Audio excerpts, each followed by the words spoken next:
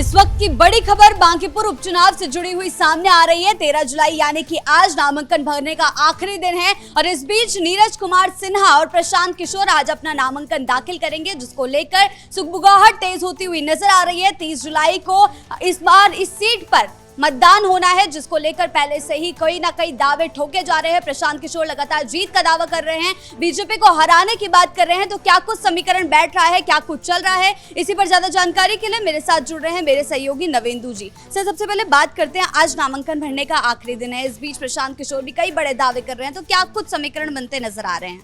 देखिए, अब से कुछ देर में ही दोनों पार्टी के जो उम्मीदवार हैं वो अपना नामांकन दाखिल कर देंगे। प्रशांत किशोर लगभग वहां पहुंच चुके हैं और बीजेपी प्रत्याशी नीरज कुमार सिन्हा का भी नामांकन हो जाएगा। पटना कलेक्ट्रेट ऑफिस में यानी समाहरणालय में दोनों का नामांकन होना है और डीएसएलआर के सामने दोनों लोग नामांकन भरेंगे। 5 जो उम्मीदवार हैं उनके अलावा 5 लोगों को अंदर जाने की इजाजत मिली है, लेकिन दोनों ही पार्टियां पटना में इस वक्त शक्ति प्रदर्शन दिखा रही हैं। सुबह तस्वीरें आई कि प्रशांत किशोर की सभा में सारी कुर्सियां खाली हैं, लेकिन अब धीरे धीरे कुर्सियां भरती जा रही हैं, जबकि बीजेपी उम्मीदवार के नामांकन में खुद मुख्यमंत्री सम्राट चौधरी नजर आने वाले हैं। यानी दोनों तरफ से शक्ति प्रदर्शन की पूरी कोशिश की जा रही है ताकि आज ही ये मैसेज दिया जा सके कि बांकीपुर के लोग किसके साथ हैं, बांकीपुर का मिजाज किसके साथ है। तो प्रशांत किशोर के नामांकन में तमाम उनके जो पार्टी के बड़े लोग हैं वो मौजूद रहेंगे, जो पार्टी के प्रवक्ता हैं वो रहेंगे और कहा जा रहा है कि हजारों की संख्या में लोग पहुंच रहे हैं। जबकि बीजेपी उम्मीदवार का भी नामांकन जो है वो काफी भव्य होने जा रहा है और उसमें सम्राट चौधरी के अलावा ललन सिंह और संजय झा और कई बड़े एनडीए नेताओं के पहुंचने की पूरी संभावना है। अब सवाल ये उठता है कि आज दोनों का नामांकन हो जाएगा, फिर इसके बाद क्या होगा?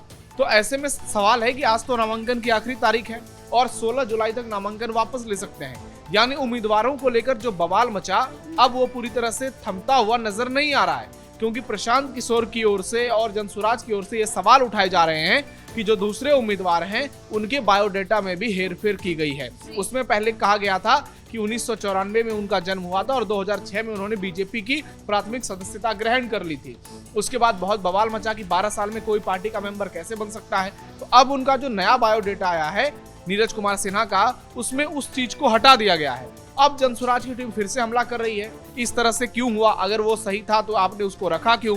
तो ऐसे में ये जो नॉमिनेशन वाला माहौल है ये थमता हुआ नजर नहीं आ रहा है। आगे चलकर आपको अभी और बड़े पैमाने पर दोनों पार्टियों में जबरदस्त झगड़ा देखने को मिलेगा। इसी बीच प्रशांत किशोर की ओर से जीत के दावे किए जा रहे हैं, बीजेपी की ओर से भी जीत के दावे किए जा रहे हैं, लेकिन तस्वीरों में साफ साफ नजर आ रहा है कि दोनों ही पार्टियां पूरी ताकत लगाकर ग्राउंड पर उतर चुकी हैं। एक बात ये भी क्लियर हो चुका है कि आरजेडी की रेखा गुप्ता और जनशक्ति जनता दल की वीणा मानवी रेस से बिल्कुल बाहर हो चुकी हैं और बांकीपुर में यादव और मुसलमान जो हैं हो सकता है वो कुछ प्रशांत किशोर के साथ चले जाएं, कुछ यादव बीजेपी के साथ चले जाएं, क्योंकि उनको ये लग रहा है कि उनका वोट कहीं बेकार ना हो जाए। सर, प्रशांत किशोर पहली बार इस सीट से चुनाव लड़ रहे हैं या चुनाव ही पहली बार लड़ रहे हैं, तो क्या कुछ रणनीति के साथ वो मैदान में उतरने की कोशिश कर रहे हैं, तैयारी कर रहे हैं? क्योंकि पिछली बार जब विधानसभा चुनाव में देखा गया था तो उनकी पार्टी ने कुछ अच्छा प्रदर्शन नहीं किया था, 0 सन्नाटा पे वो बैठ गए थे। तो क्या इस बार कुछ अच्छा प्रदर्शन देखने को मिल सकता है? देखिए, प्रदर्शन कैसा होगा ये 2 चीजों पर निर्भर करता है।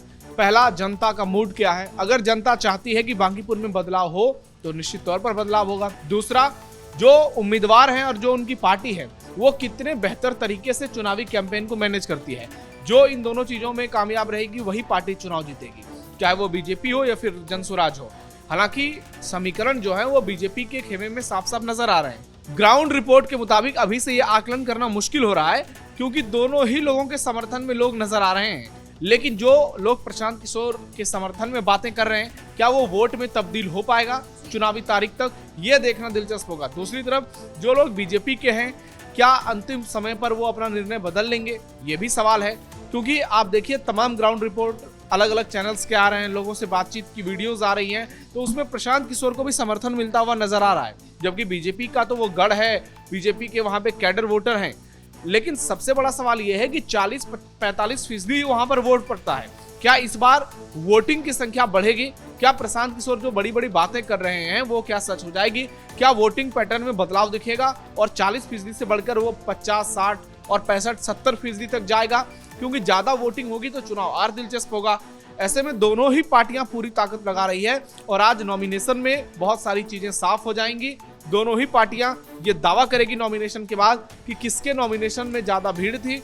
ऐसे में सवाल एक और उठता है कि एनडीए के भीतर जितनी पार्टियां हैं उनका रुख बीजेपी उम्मीदवार के लिए क्या है। सर, नीरज कुमार सिन्हा जो है वो नीतीश कुमार से भी मिले हैं, उनका आशीर्वाद भी लिया है, तो यही सवाल, आपने सही बोला, ये सवाल उठ रहा है कि एनडीए के अंदर नीरज कुमार सिन्हा को लेकर क्या सुगबुगाहट चल रही है। क्या नीरज कुमार सिन्हा को इन सभी का समर्थन मिलेगा बाकी सहयोगी दलों का? देखिए, अभी तक तो लग रहा है कि सारी पार्टियां एक है, क्योंकि नीरज कुमार सिन्हा से पहले अभिषेक बंटी जब नॉमिनेशन के लिए उतरे, उनके नाम का ऐलान हुआ था, तो उन्होंने भी नीतीश कुमार से मुलाकात की थी।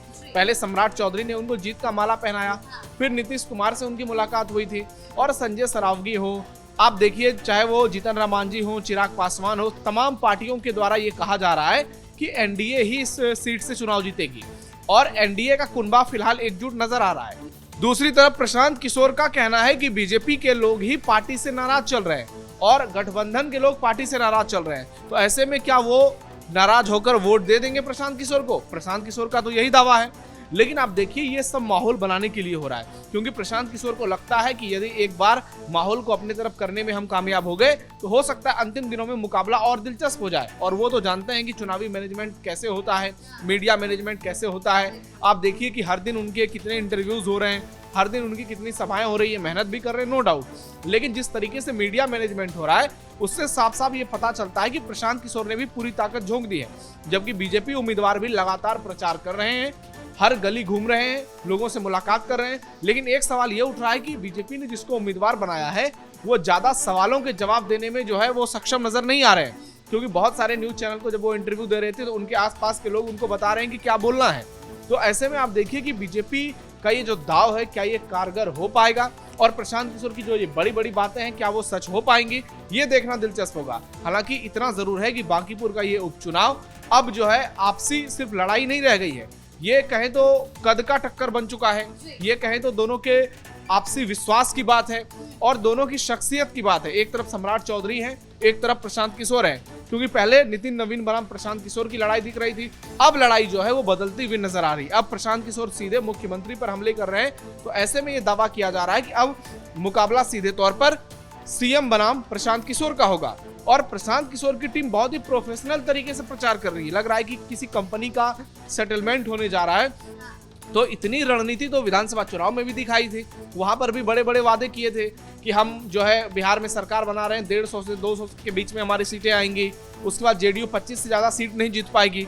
लेकिन वो सारे दावे हवा में रह गए और प्रशांत किशोर को करारी हार मिली, क्योंकि बिहार में उस वक्त मुद्दा सबसे बड़ा जंगल राज था और मुकाबला सीधा था एनडीए बनाम महागठबंधन का, और बीच में केंद्र सरकार और राज्य सरकार की जो स्कीम थी 10,000 रुपए वाली, वो काम चल कारगर बहुत साबित हो गया। उसके बाद जंगल राज का बहुत बड़ा मुद्दा बन गया और लोगों को लगा कि नीतीश कुमार का ये आखिरी चुनाव है, तो ऐसे में सीधे तौर पर लड़ाई हो गई एनडीए बनाम महागठबंधन की। लेकिन जीत हुई एनडीए की, तो वो बहुत ही अप्रत्याशित हुई। जहां लोग दावे कर रहे थे कि 150-160 सीटें आएंगी, वहां 200 से ज्यादा सीटों पर एनडीए की जीत दर्ज हो गई। तो ऐसे में अनुमान लगाने में और जो जमीनी हकीकत होती है दोनों में बहुत अंतर होता है। तो बांकीपुर में किसका अनुमान सही होगा, ये उस बात पर निर्भर करेगा कि जमीन पर किसने ज्यादा मेहनत की है, जनता के बीच में कौन अपनी बातों को बेहतर तरीके से रख रहा है और लोग क्या चाहते हैं वाकई में बदलाव होना। क्योंकि 35 साल से नितिन नवीन के परिवार पर भरोसा करना। सर, ये सीट हमेशा से नितिन नवीन की रही है, चाहे उनके पिताजी की हो या फिर उनकी हो, उन्होंने वर्चस्व रहा है बीजेपी का इस सीट पर। लेकिन उन्होंने नीरज कुमार सिन्हा पर जो दाव लगाया है, क्या प्रशांत किशोर के सामने वो खरे उतर पाएंगे? देखिए, नीरज कुमार सिन्हा एक बहुत ही युवा लड़के हैं, बहुत ही सामान्य परिवार से आते हैं और उनको टिकट मिलना अपने आप में इस बात को प्रमाणित करता है कि बीजेपी ने मैसेज तो बहुत बढ़िया दिया है कि हम जमीनी कार्यकर्ताओं को, ऐसे लोगों को लाते हैं कि जो परिवारवाद के उदाहरण नहीं है। लेकिन दूसरी तरफ प्रशांत किशोर से बड़ा मुद्दा तो बना रहे हैं कि अभी तक परिवारवाद पे चल रहे थे 35 साल से, जब हमने हमले किए तो इन्होंने एक ऐसे कार्यकर्ता को उठाकर लाया है जिसको कोई जानता तक नहीं है। तो नीरज कुमार सिन्हा खुद सक्सेसफुल हो पाएंगे या नहीं, ये डिपेंड करेगा कि पार्टी उनके लिए कितना मेहनत करती है। अगर पार्टी के तमाम नेता जी जान लगा देंगे तो निश्चित तौर पर वो चुनाव जीत सकते हैं। लेकिन अगर कहीं कुछ गड़बड़ी देखने को मिली, कहीं कुछ कमी सामने आई, आपस में जो सामंजस्य है उसमें कमी देखने को मिली, तो निश्चित तौर पर चुनाव जो है आखिरी मोमेंट पर वो और ज्यादा कठिन हो जाएगा। क्योंकि अभी से आप ये देखिए, कोई ये नहीं कर रहा है कि यही पार्टी यहाँ पर चुनाव जीत जाएगी, क्योंकि दोनों तरफ से जो चुनाव प्रचार हो रहा है वो बहुत ही आक्रामक तरीके से हो रहा है। अभी गिरिराज सिंह का बयान आया, उन्होंने कहा कि प्रशांत किशोर तो कच्छा पहन के उछल रहे हैं। तो इससे आप ये समझिए कि जो भाषा है वो कैसे एक दूसरे के प्रति आक्रामक होती जा रही, चाहे जनस्वराज वाले बीजेपी के लिए बोले, बीजेपी वाले जनस्वराज के लिए बोले, क्योंकि मुकाबला बहुत कांटे की हो गई है। सबको लग रहा है कि कौन जीतेगा कौन हारेगा अभी ये कहना मुश्किल है।